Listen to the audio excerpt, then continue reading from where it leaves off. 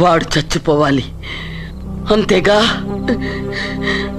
అంతమందితో దెబ్బలు తింటూ వాడు బాధపడుతూ చచ్చే కంటే నా చేత్తోనే విషమిచ్చి ఏ బాధ తెలియకుండా వాడిని చంపేస్తాను బాబు. మమ్మల్ని వదలండి.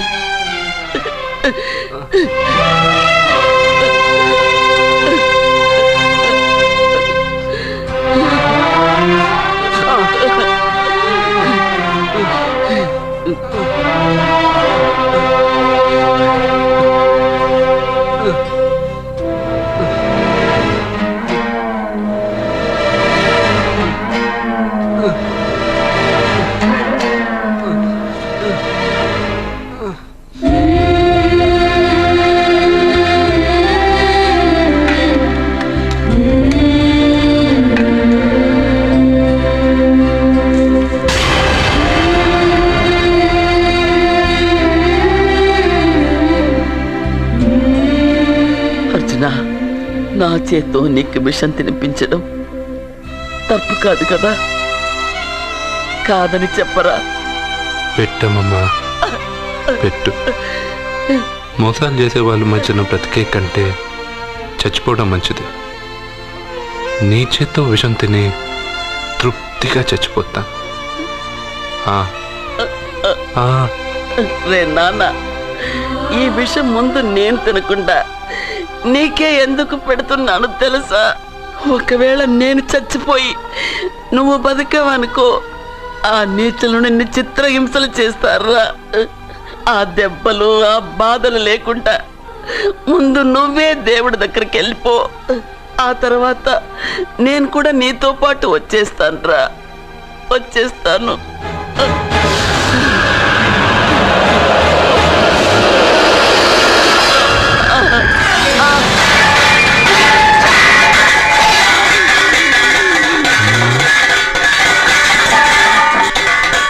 అమ్మమ్మ,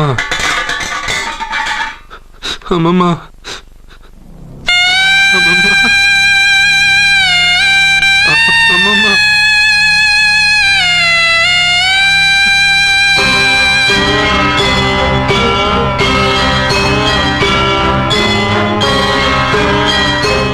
అమ్మమ్మ లేదు, నేను ఉండను. నువ్వు ఇంకేం చేస్తావు ఇక్కడ?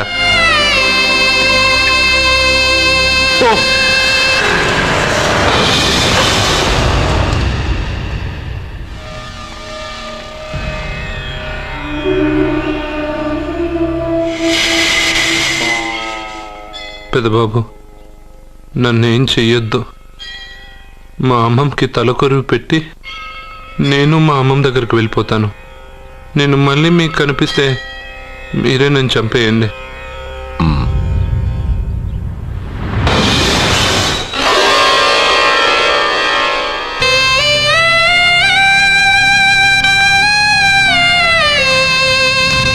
అమ్మమ్మ, నేను చనిపోయాక నువ్వు చనిపోవాలనుకున్నావు, కానీ నువ్వే ముందు చనిపోయావు. నీకు తలకొరువు పెట్టాలని నేను ఆ అన్నం తినలేదు. నువ్వెక్కడికి వెళ్ళావు, నేను అక్కడికే వస్తానమ్మమ్మ. వస్తున్నానమ్మమ్మ. మా అమ్మమ్మ దగ్గరికి ముసలితో కాలం చెల్లిపోతే నువ్వు కూడా దానంటే పోతానంటే నువ్వు ఆపితే మా అమ్మమ్మ దగ్గర నేను వెళ్ళాను అనుకుంటున్నావా? ఇక్కడే కాదు, చావడానికి చాలా దారులు ఉన్నాయి.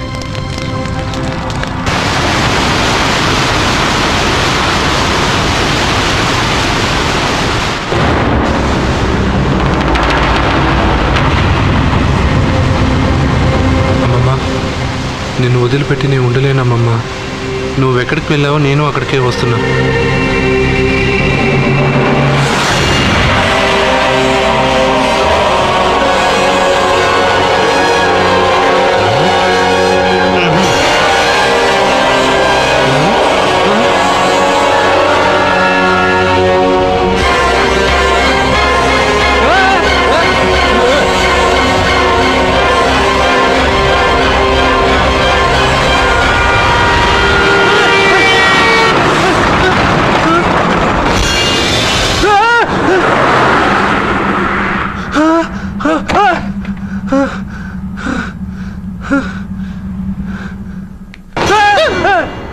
ఏమైంది? ఇందాక నేలలో దూకాలం వెళ్ళానా, అందులో 5 సున్నాలు కనిపించాయి. సున్నాలా? వెనక్కి వస్తే ఒక లారీ వెళ్ళింది. ఆ లారీ నెంబర్ ప్లేట్లో కూడా 5 సున్నాలు కనిపించాయి. ఏమా ఏంటి నాకే సున్నాలతో సున్నా వేస్తున్నావా? లారీల్లోనూ నీటిలోనూ సున్నాలంట నీకేమైనా పిచ్చా? ఏమా ఫోన్ లో కూడా 5 సున్నాలు వచ్చాయి నీకే నీకే.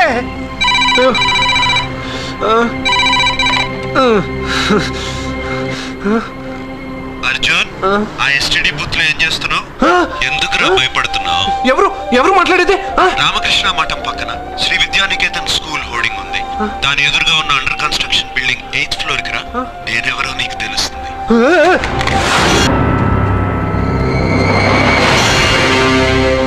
మిత్రమా, నీకు ఫోన్ చేస్తే వచ్చావు కదా, ఆయన పైనున్నారు, వెళ్ళి కలుసుకో.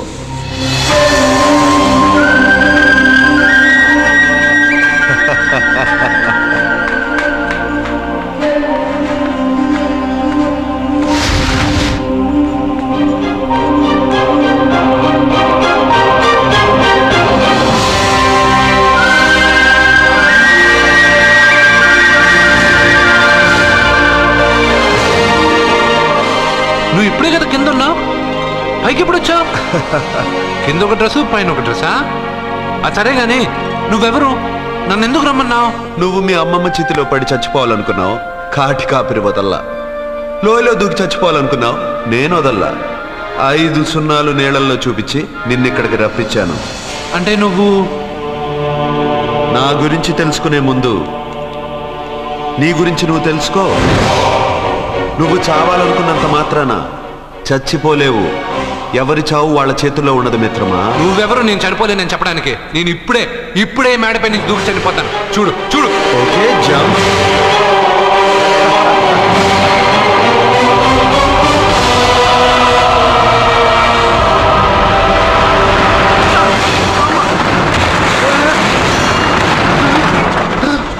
Stop stop.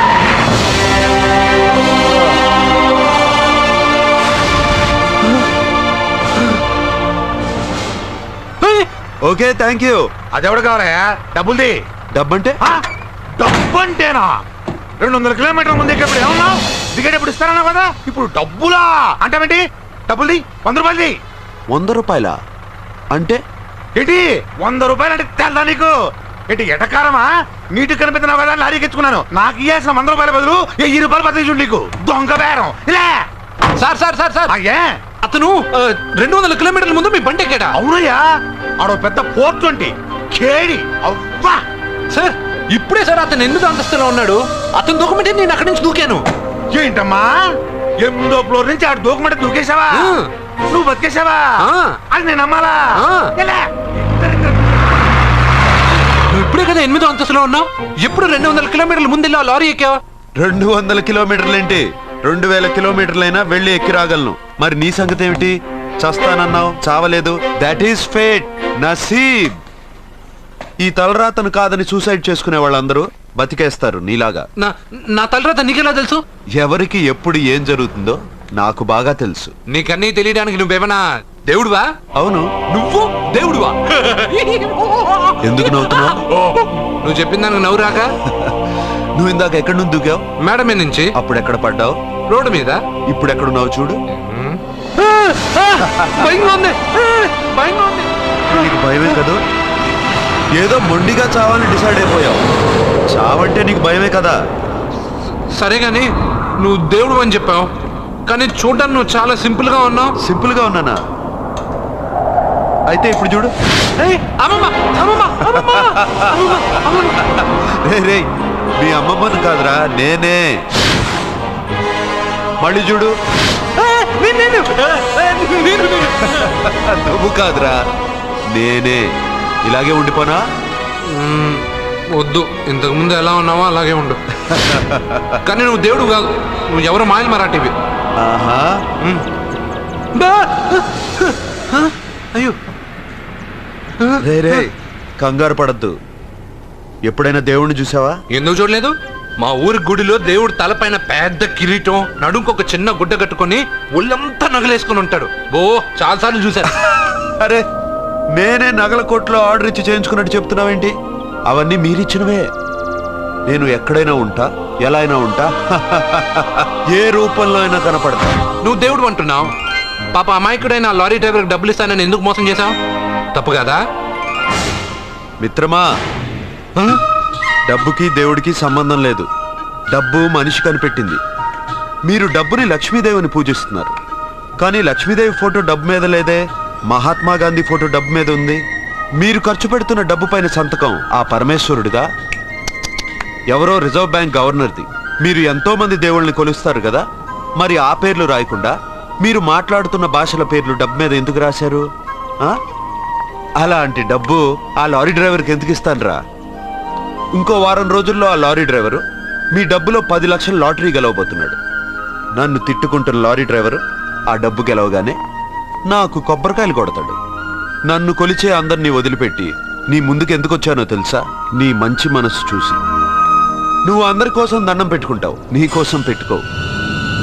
అలాంటి నువ్వు నీ భార్యని వదిలిపెట్టకూడదు, చావకూడదు. నేను ఒంటరిగా వాళ్ళందరినీ ఏం చేయగలను? నువ్వు బలహీనత ఎక్కువ ఊహించుకుంటే బలహీనుడు అవుతావు. నువ్వు బలం ఎక్కువ ఊహించుకుంటే బలవంతుడు అవుతావు. యద్భావం తద్భవతి. నువ్వు ఏది కోరుకుంటే అదే నీకు లభిస్తుంది.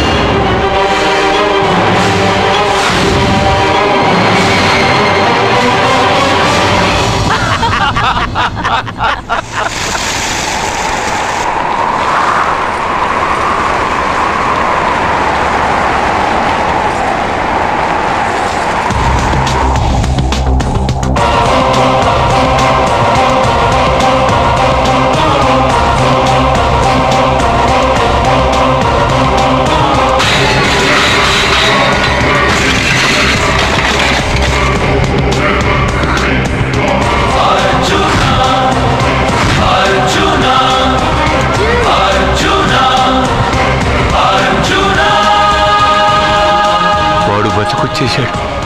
ఇంకా నీకు పెళ్లి జరగదురా. అల్లుడు గారు, మనం అనుకున్న రోజే మీ పెళ్లి జరుగుతుంది.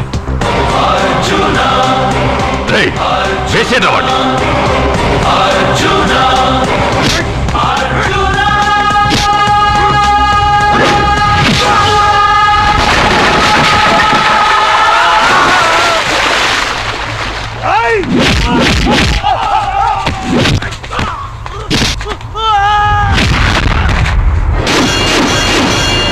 పోయిన బల్బు అనుకుంటే వీడు పవర్ఫుల్ గా వెలిగిపోతూ వచ్చేసాడేంటి?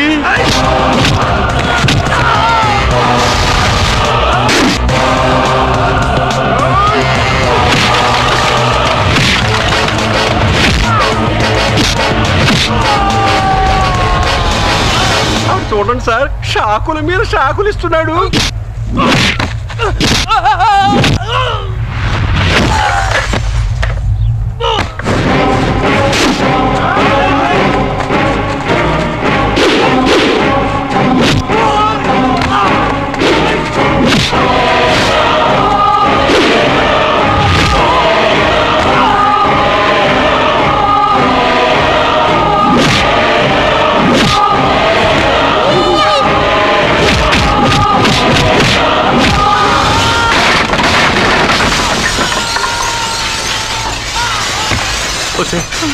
మన వాడికి వేరే చోట పెడదాం ప్లగ్గు. నేను పెళ్ళంటూ చేసుకుంటే ఈ అమ్మాయిని చేసుకుంటాను నాన్న. అయితే నీకు ఈ జన్మలో పెళ్లి